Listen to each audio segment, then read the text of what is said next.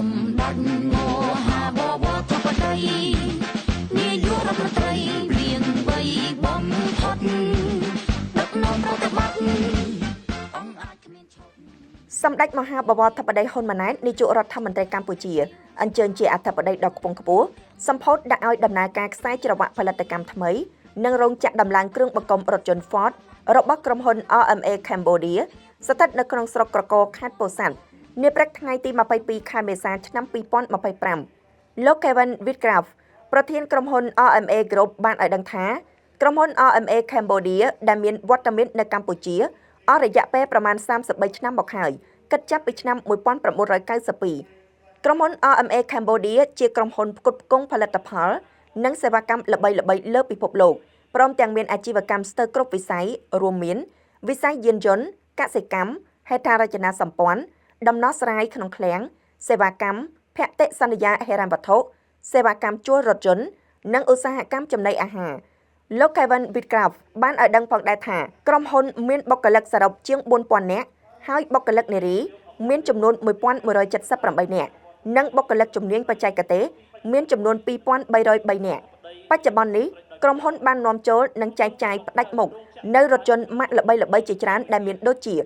រថយន្តម៉ាក Ford, Jaguar Land Rover, Jeep, Ram, Peugeot, Chang'an, Deep Hall, Mercedes-Benz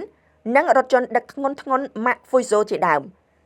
លោក Kevin Whitcraft បានគូរំលេចថាក្រុមហ៊ុន RMA Cambodia ជាក្រុមហ៊ុនឈានមុខគេក្នុងវិស័យយានយន្តនៅកម្ពុជាក្នុងនោះរថយន្ត Ford បានទទួលការគាំទ្រពីសំណាក់ប្រជាពលរដ្ឋកម្ពុជារហូតដល់ដណ្ដើមបានចំណាត់ថ្នាក់លេខ1នៅក្នុងចំណោមទីផ្សាររថយន្តថ្មីអស់រយៈពេល6ឆ្នាំជាប់គ្នាដោយគិតចាប់ពីឆ្នាំ2019មកដល់ពេលបច្ចុប្បន្នប្រធានក្រុមហ៊ុន RMA Group បានឲ្យដឹងផងដែរថាក្រៅពីការនាំចូលរថយន្តមកចែកចាយនៅលើទីផ្សាររបស់កម្ពុជាហើយនោះក្រុមហ៊ុនបានបដាក់ទុនវិនិយោគដំបូងចំនួន$21 លានដើម្បីសាងសង់រោងចក្រដំឡើងរថយន្តនៅលើផ្ទៃដី5ហិកតាកាលពីឆ្នាំ2022ក្រុមហ៊ុនបានរៀបចំពិធីសម្ពោធដាក់ឲ្យដំណើរការរោងចក្រដំឡើងរថយន្តក្រោមអធិបតីភាពដ៏ខ្ពង់ខ្ពស់បំផុតសម្ដេចមហាបវរធិបតីហ៊ុនម៉ាណែត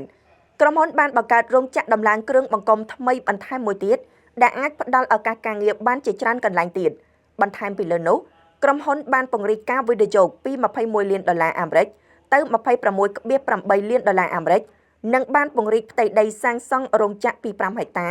រហូតដល់12ហិកតាបើតាមលោកប្រធានក្រុមហ៊ុនបានឲ្យដឹងទៀតថាក្រុមហ៊ុនក៏បានផ្លាស់ប្ដូរច្រវាក់ផលិតកម្មពីកម្រិតដំឡើង CKD មកកម្រិត IDK1 ដែលអាចបង្កើនសមត្ថភាពផលិតរថយន្ត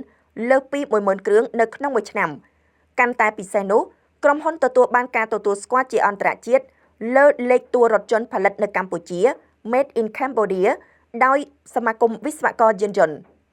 លោក Kevin Whitcraft បានឲ្យដឹងថាមកដល់ពេលនេះក្រុមហ៊ុនបានដំឡើងរថយន្តសរុបចំនួន7492គ្រឿងរួចមកហើយរួមមានរថយន្ត Ford Ranger Pickup, Ford SUV, Ford Everest Titanium, Ford Everest Sport និង Ford Territory